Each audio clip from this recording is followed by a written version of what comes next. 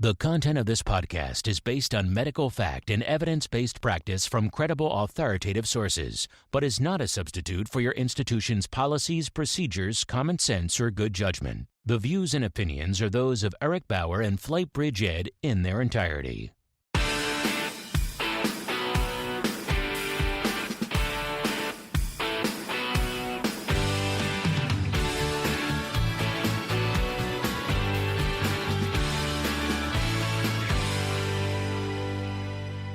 Hey everybody, welcome to the FlightBridgeED Podcast. This episode and further episodes that we're going to do on a weekly basis is going to be a little bit different. We're going to have multiple guests. I think the foundation is going to be myself. We have good old Evan Claunch next to us and Ashley Bauer, a little under the weather today, but we're going to try to do this on a weekly basis and really just talk about different parts of our industry. It's not going to be specific to a medical topic or, a concept, but really talk about those tough ideas, I don't like ideas. Concepts, conversations, difficult conversations. Yeah. Things that a lot of times we don't want to talk about. I want this to be a platform to where we can do that, be able to really stimulate conversation. And so, I think for me, I've always tried to stay away from those controversial topics. I try to stay neutral. Really, I feel like, honestly, I feel like my opinion really doesn't matter. Number one, that's how I've always felt. And you're never going to please everybody. I agree. I don't know that any of our opinions really matter. Right, They're our opinions. Right. And so if you're not going to please everybody, and maybe I have this all wrong, you're always going to have two sides. And I just feel like FlightBridgeED from the start has been more about trying to invest in others. I don't want to tear anybody down. We're going to have varying opinions and thoughts, and that is based on your background. It's based on where you've been brought up. It's based on your religion. It's based on a lot of things. And I think that the thing that I've recognized as I've aged quickly over the last 10 years is that it's all right to have a difference in opinion. I agree. And that's one thing with FlightBridgeED that we have always really tried to do is not take a political stance and not take sides on anything. We just, much like our education, we just look at the evidence and kind of let that stuff drive us. But at the same time, I mean, Eric and I were born on different sides of the United States. We're now in Kentucky together, but we're so far apart as far as demographics from birth. But he and I are very good friends and have been for years. And just because we have a difference in opinion, it doesn't mean that we're any less friends or that our opinions individually are any less. In fact, I've learned from him. And I hope that probably another along the way, maybe, I don't know, that I've said has influenced him. Oh, absolutely. And I think that's the thing. I think when we're young, it's so easy to get offended when somebody doesn't agree with you. Yeah. Right? And I think that is something that if I had to reflect, that's something I've recognized. It's absolutely all right to have completely opposite ends of the spectrum. I try not to get into politics. I try not to, go one way or the other as far as am I a Republican or am I a Democrat? And I, honestly, just to put it out there, I probably fall right in the center. You're a Republican. I mean, there are things on one side that I agree with. There's things on the other side that I agree with. One of my closest friends and mentors I've mentioned all the time is Alan Wolf, and he is one way. He is far left, right? Yeah. And I love razzing him. I love getting him going. But that doesn't mean we don't care about each other, right? And, and that's all right to have those differing opinions on things. So, yesterday in the elevator, he loves humidity. I don't understand it. I think he's crazy. I am crazy. I like dry heat. There's no use for humidity to me. But that doesn't mean I don't love you any And I don't. We were out in Las Vegas recently. Maybe you attended fast, but maybe we were out in Las Vegas, and I went outside, and it is a very, very dry heat out there, and I don't like it. I would much much rather go into 100% humidity, like a humidity wall, just kind of walk out into it. But, I agree with you. I think we're all different.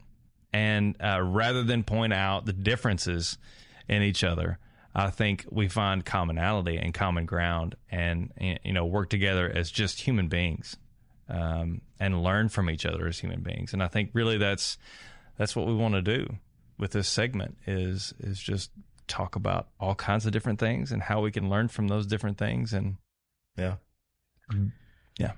Exciting stuff. So one of the things that we're going to try to do continuous little segments within this specific podcast that will be released on YouTube, will be released on the FlightBridgeED network under the FlightBridgeED podcast is, talk about what's happening. Obviously, we just got done with Fast 22, was a massive success. I think our entire team, I got to give everybody else credit. You guys really hit it out of the park.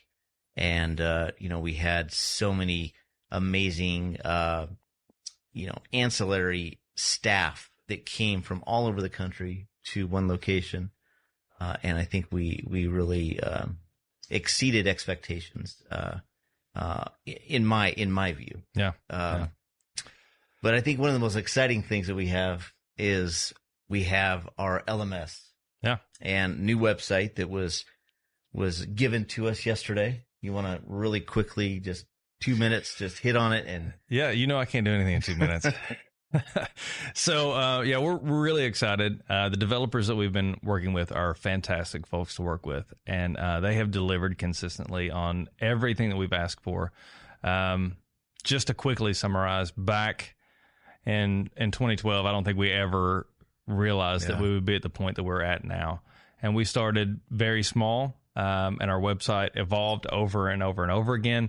And we're to the point now that we really needed to expand in a big way, and we needed some help with that. And so this new launch of this website and LMS, they're all integrated. I'm really excited for what this means for organizations as well as customers who are coming to the website to take our courses, because there's just so many things that you're going to be able to do that we weren't able to provide you with before. This is just really the next evolution in our learning management system and in our website. And I don't want to give too much away. I think you really just have to get it yourself. Like, come to the website, check it out yourself. I feel like that's probably the best way to experience it. Yeah, it really is going to blow people away. Yeah. I think so. It's really hard to just kind of summarize it and put it. Well, I think from my standpoint is over the years working with different LMSs within the corporate education side, within FlightBridgeED, and seeing what works and what doesn't work, and understanding the accreditation process, understanding what our customers want. What do you want from a student experience, right? Being a flight paramedic for so long and understanding how much time we sit in front of a computer. Looking at how education should be delivered and really just getting that wide perspective. We took all that information, all those years, and then you combine all the different parts of our staff and the experiences that they have. Yeah. And we wrote down what we wanted. Yeah. And we I think it's going to be a huge deal. I can't wait to be able to show this to our clients, our current corporate sponsors, or contracts that we have, and pretty excited. Yeah. I totally agree with you. I think for so long we've had this notion of what an LMS is supposed to be, and it's very within a box and very contained. And we didn't want to do that anymore. There are certain elements that you could really only get in person that we really wanted to bring to the online community, because to be perfectly honest with you, there are still very, very important reasons to have in-person courses. But as our world gets bigger, online courses are going to get more important for all of us. But I think taking some of those elements from the in-person courses and bringing them over to online courses was a big deal for us. And like Eric said, we had a laundry list of things that we really wanted to bring and share with all of our customers. limitations. I think a lot of limitations we wrote down and said, hey, this has been a limitation for a long time, and we want to eliminate that and just make it better for everyone using it. Awesome stuff. Well, I have a few notes, obviously, on topic areas that I want to cover. And, I think I'm constantly trying to, invest in myself. I'm trying to fill the tank in different ways, whether I'm listening to podcasts or I'm reading or whatever. And so I'm constantly adding things to my notes. Yeah. I mean, you should see my notes on my phone. It's, sometimes I have a hard time finding. I know it's there. If I said to you, I know it's been what, 6 years since you've been on the aircraft. It's a long time. So, don't ask me anything hard. But you were truly an amazing flight paramedic, and you really exceeded that clinical excellence. But what if I said to you, is clinical excellence even, where does it stand on the hierarchy? If I said clinical excellence is nothing without compassion. And I think, looking at different aspects of our profession and whether you're looking at a malpractice case or you're looking at customer surveys within the hospital, right? I think that's a huge aspect of nursing where, it's about making sure that the customer, the patient's family is, are they aware of what's going on? Are being communicated with? And I think there's lots of examples out there where the care is absolutely perfect, but the customer, the patient, still sues over something that is really frivolous. Yeah. And so what does that mean to you? Where does it, all the work that we put in as providers out there, and I mean everybody, does it mean anything? Yeah, I think so. I think you have to look at different aspects of care. I don't think they are separate concepts. I think they are flip sides of the same coin. I think that you have to have the clinical excellence, you have to have the training, you have to have the education, but I think compassion is often missed. And I think compassion is often missed, not just in healthcare, but it's missed across the board in every industry. Yeah. I mean, you look at customer service as a whole, even in business. And that's a whole lot where I kind of slant to these days is business. But you look at it as a whole, and customer service is it's just down the tank. Oh yeah. It is. It's rough. So I think what you can translate that to within healthcare is compassion. I think it is being able to empathize with the patient that's laying there in the bed that is probably having the worst day of their life, maybe the worst week of their life. And I can tell you from having, my own healthcare battles, it's difficult laying in those rooms and laying in those beds and waiting for doctors and waiting for answers and waiting, for so many things. And then you add on top of it a transport environment, for instance, right, where you've got this team coming in and they're saying, hey, we're going to take you to this other facility, and you're going in a helicopter, and so many people, or maybe in an ambulance, but so many people have never been in a helicopter before.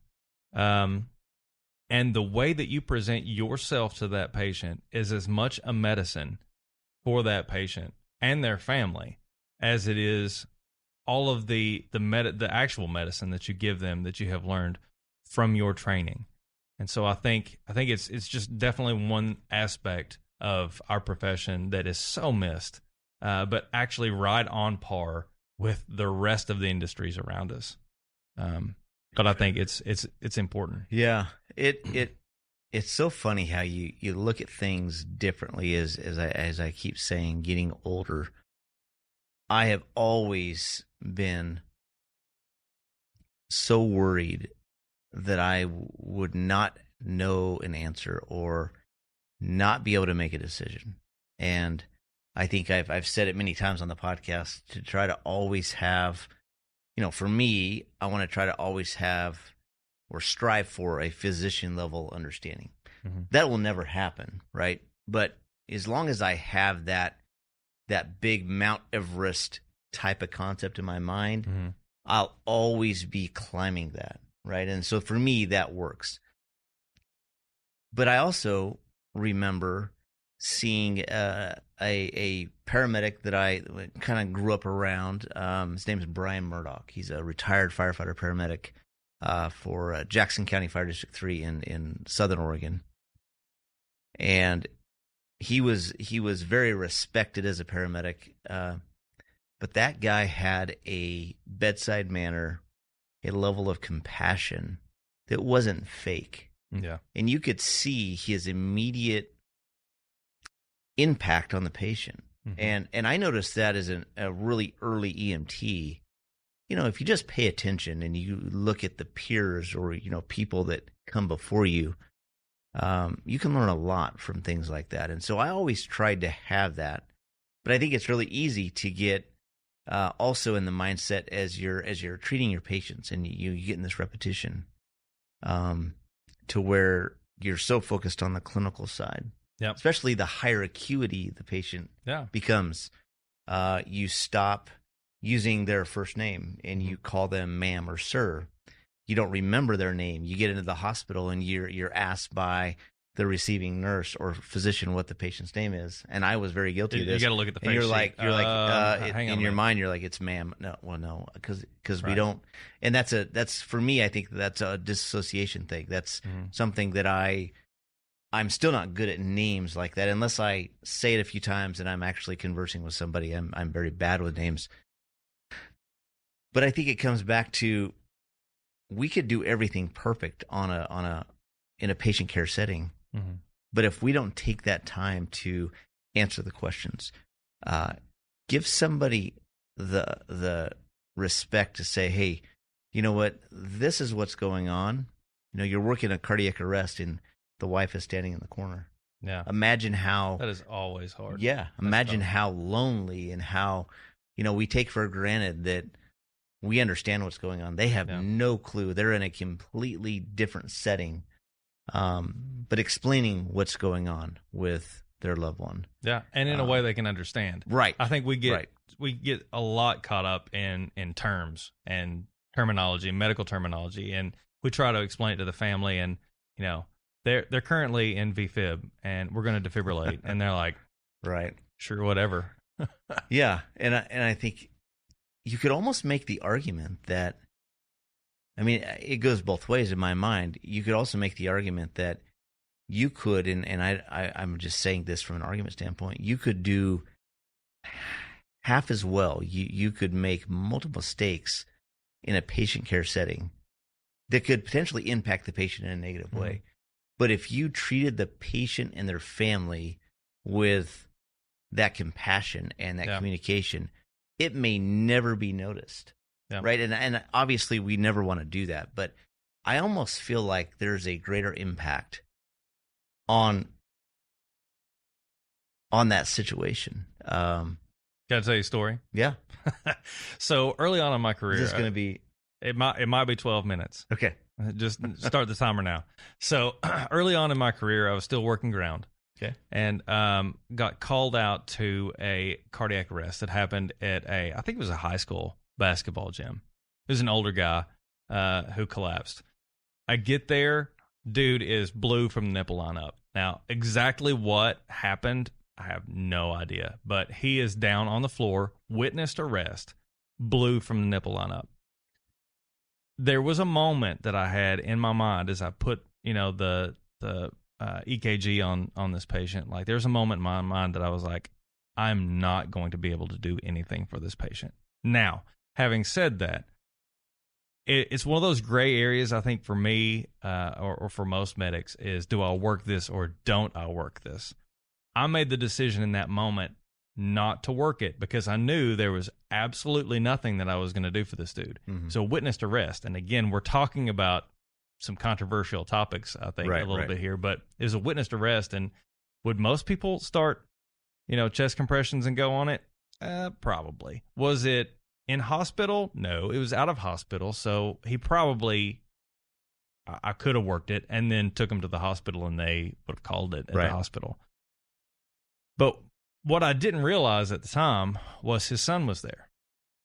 But not only was his son there, but this was a huge, huge family. And I'm not talking about status. I'm talking about volume. The volume of the family is huge. And so once I called this, word got out to the family really, really quickly. My bosses were great. They came there. They were supportive. Obviously, they questioned why I didn't work this. And once they got there, they were like, oh, I see. Yeah. Oh, okay. Under normal circumstances, maybe work this, but I see why you called it. They were very supportive. But there were so many family members that came into that room. It was almost like, the only way I can describe it is like a visitation at a funeral home. Mm. There were so many people around there, and there was so much happening with the family that me as a provider, obviously my job as taking care of the patient was over.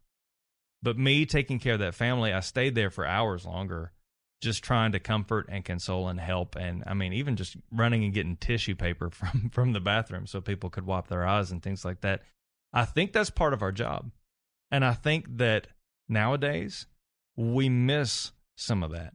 And I think some of us miss some of that. Just that compassion of saying, yes, they are a person or they were a person, but you as their family were also, or are also a person as well.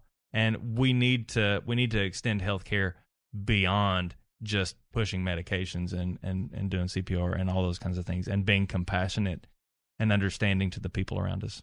Okay, that was less than 12 minutes. No, I love that. I mean, and you could take multiple points from that too. You could also make the argument that as in that situation, maybe working the patient, even though you know that the end outcome is not going to be the what we want it to be, that the patient's family seeing you go through the efforts helps with closure, right? And I think, I've had those circumstances. One, when you started saying that, was this little 4-month-old infant here in Bowling Green that I went on it was a SIDS death, and there was absolutely nothing we were going to do, but we still tried just so they could see us try, and doesn't mean that's right or wrong. You're going to get other providers that are going to say, no, we're not going to do that. I think that the thing that I also really think about is when you move from whether you're an ER nurse or ICU nurse or you're a ground paramedic, I think when you move to the flight environment, you lose a lot of that consistent communication. You lose that practice, right? Yeah. If you're on an ambulance and you're doing 911 calls all day long, you get really good at going into people's houses and interacting with family and getting into different situations and talking to law enforcement and sitting on scenes. And when you're in the flight environment, you go into the hospitals and you transfers, but you're talking to the hospital staff. Yeah. You might do some scene flights, but you may or may not be at the actual MVC or wherever. You're at a PILA site. You lose that family interaction a lot of times, right? Because we're moving probably a little quicker, right? Kind of we're there, we're gone type thing. And I found that over the years, when I have kind of sprinkled in some ground EMS at different levels, just as part-time or whatever, that's definitely something that I find myself realizing really quickly when I'm back on a scene from an ambulance standpoint, that there's an art there. Yeah. And we get very, very disconnected, I feel, from the flight side. Right? Yeah. I think so too. There's a big part of the medicine I think we don't also consistently deal with, right? It's just different. Your assessments are different, your approach is a little different. So I think that's interesting. So I think the key is that, we have to be clinically excellent. We have to strive to constantly be the best. But man, we can't forget that you can be the very best. You can do everything perfect. You can, and you can still have a bad outcome, from the standpoint of maybe it's a lawsuit, maybe it's frivolous, maybe there's no merit to it whatsoever. But because you didn't speak to somebody correctly. Maybe you didn't give them the time of the day. Maybe you weren't compassionate. Maybe it's just a communication issue. And I think that's something that is very, very. It's a big thing in the hospital setting, right? I agree. Is those patient satisfaction scores. I think one of the biggest things for patient satisfaction, and the one thing that I have found that will keep you out of trouble, maybe that's the right word, or maybe not a lawsuit, but it'll keep you out of trouble and keep you in a positive aspect with the patient and their family, is just smile and be nice. It doesn't take much. Yeah. I realize that they may have gotten you up at 3:00 in the morning and you're having to run out here and put your helmet on and get stuff done. But just being nice, being kind and polite, it really does go a long way. I'm not saying that's going to save you from a lawsuit if something goes wrong. But what I am saying is that it definitely goes a long way with your patients and their family. Yeah, I think that comes back to just having a memory. Yeah. I think a lot of us, we've progressed through our career, and maybe you're listening to this and you haven't ever gotten to fly yet. Maybe that's a dream of yours. Maybe you're an ER nurse and you're getting your ass handed to you, right? Or you're a medic and you're running 18 calls a day. The thing you got to remember is when you do get that dream job, and you're going to have those times in the flight environment where you're, working at 24 and you're doing 5 flights, at a busy base that is an hour one way. That 5 flights doesn't seem like a lot when you're doing 15, 18 transports on an ambulance, but 5 flights is a freaking lot when you add the charting. 2 was a lot. I know. And then you have these 12-hour bases that are doing 5 flights in 12 hours. I mean, those that's a lot. Just remember where you came from. Yeah. Remember, I truly believe, and I still do believe, that the flight position, it's the greatest job in the world. I agree with you. I mean, it really is. Yeah, there's parts of it that suck. 3 a.m. 3 a.m., 10 below, or if you're in Minnesota or Wisconsin or those northern areas, we'll say, it could be 50 below. Yeah. Right? With wind chill. So somebody always has it worse than you. Yeah. And I think that's important to keep in perspective.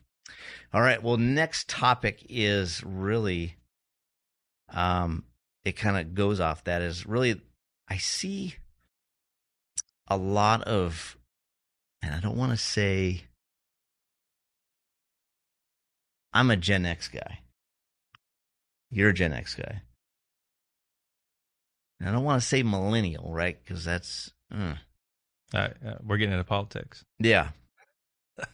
But I do see that there is a difference in the younger generation. I think there's amazing innovation. There's an ability to think outside the box that I think is amazing.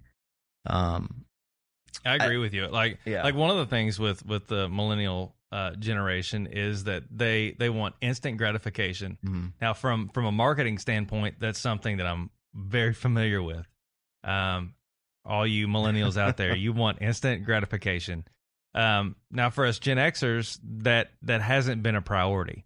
Having said that, because of your desires and your wants, you have changed a lot of the markets, a lot of the products, a lot of the way that we do what we do to be better as a result of your wants and needs. Oh, absolutely. So you're changing your world. So yeah, and I think the millennial kind of generation, they're more apt to push against the status quo, which I think is good, right? I think so that too. Causes us to reevaluate our perspective or the way we do things. Where I find it to be a problem, and I don't think this is across the board. I think you could definitely say this is every generation. But where it's on my heart is, I think, from the clinical excellence standpoint and progressing your career, the career you're building really is not as important as the foundation that you're building it on. And that goes back to that instant gratification. Yeah. What is or I should say, what are your end goals? If your end goal is to be a physician, there's a long road, a huge amount of foundation that has to be built. If you want to be an RN, if you want to be a nurse anesthetist, if you whatever it is, you've got to pave the road. It doesn't come without hard work. This has been a production of the FlightBridgeED Podcast, leading the way in pre-hospital critical care and emergency medicine education.